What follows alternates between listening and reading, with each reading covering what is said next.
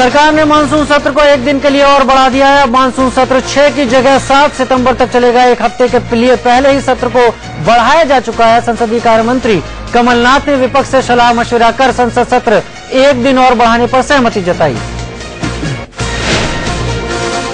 RTI संशोधन bill को standing committee के पास भेज दिया गया है। केंद्रीय मंत्री वी नारायणस्वामी ने बताया कि बिल को लेकर सर्वसम्मति बनाने के लिए ये फैसला लिया गया। इस बिल के जरिए आरटीआई के दायरे से राजनीतिक दलों को बाहर रखा जाएगा।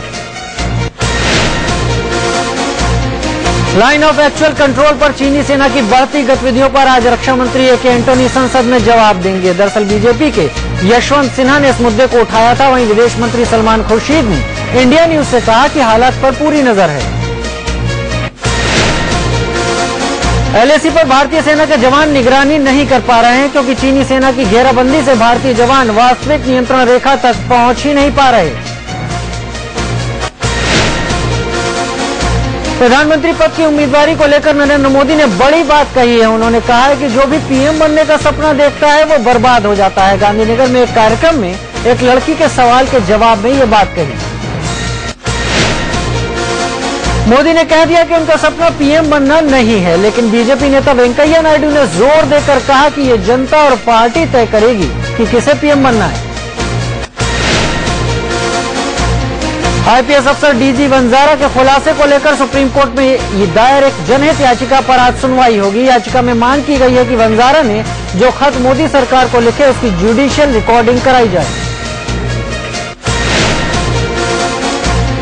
हरियाणा के पूर्व मुख्यमंत्री ओम प्रकाश चौटाला की अंतरिम जमानत पर आज सुनवाई होनी है। दिल्ली के ट्रायल कोर्ट ने शिक्षक भर्ती घोटाले में ओपी चौटाला और उनके बेटे को 10 साल की सजा सुनाई है। वाईएसआर कांग्रेस के नेता जगन मोहन रेड्डी की न्यायिक हिरासत आज खत्म हो रही है। सीबीआई कोर्ट ने जगन की न्यायिक हिरासत बढ़ाई थी। जगन के अलावा पूर्व मंत्री धर्मना प्रसाद और सविता इंद्र रेड्डी कोर्ट के समक्ष पेश हो सकते हैं। जगन मोहन रेड्डी को आय से अधिक संपत्ति के मामले में गिरफ्तार किया गया है। कर्मचारी भविष्य निधि संगठन आज से एक ऑनलाइन सुविधा शुरू कर रहा है जिससे कि कर्मचारी अपने अपडेटेड पीएफ खातों को ऑनलाइन देख सकेंगे। अब तक खाता धारकों को पीएफ खाते का सालाना स्टेटमेंट मिलता है।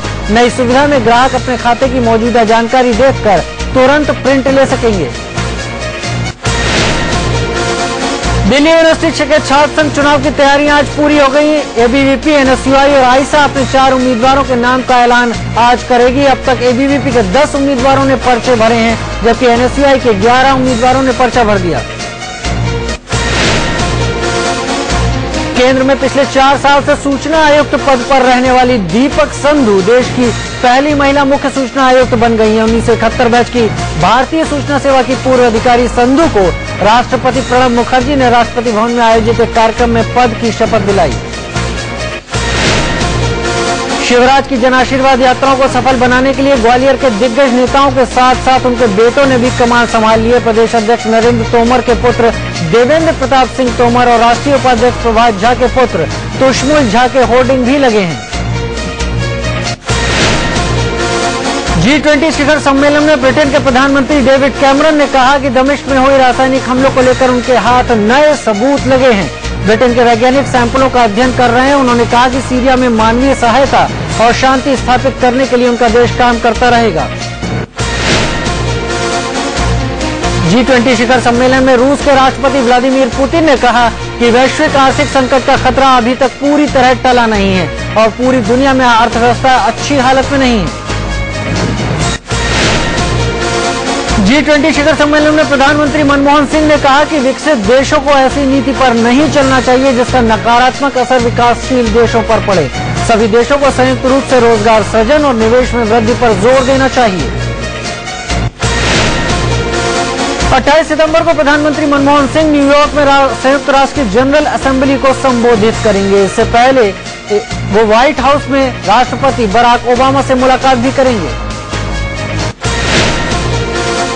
भारतीय टेनिस स्टार लिएंडर पेस और चेक गणराज्य के राडेक स्टेपनेक की जोड़ी यूएस ओपन के मेंस डबल्स मुकाबले के फाइनल में पहुंच गई है। पेस की जोड़ी ने सेमीफाइनल में अमेरिका के ब्रायन बंधु को 3-6, 6-3, 6-4 से हराया।